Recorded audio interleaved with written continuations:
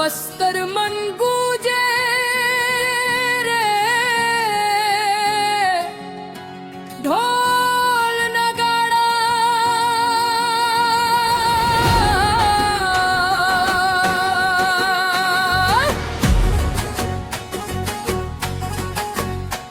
घने जंगल मन सुरता जागे, नदी नाला गावे गीत।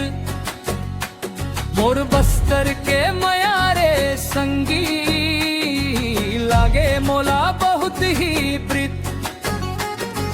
महुआ के फूल झरे ऐसे, जैसे बरसे सोन चिराई। नचा गम्मत रंग जमाए, झूमे गाम के हर एक लइका लइकी।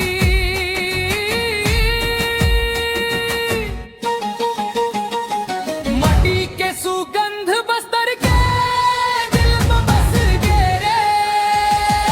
ढोल मंजीरा बजे जब तन मन नचे।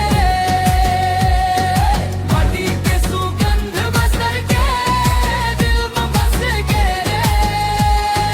ढोल मंजीरा बजे जब तन मन नचे।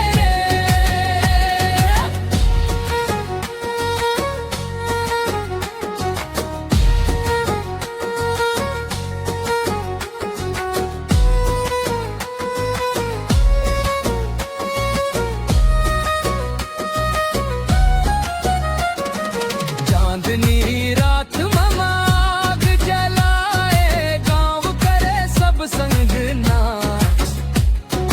मादर के थाप सुन के भैया खुदे झूम उठे हर एक सांस। गोंडी बोली मीठ लागे, गीत मम बसे इतिहास।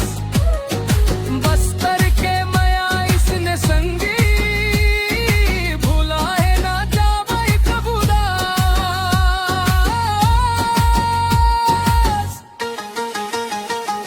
माटी के सुगंध बस्तर के दिल में बस गे रे।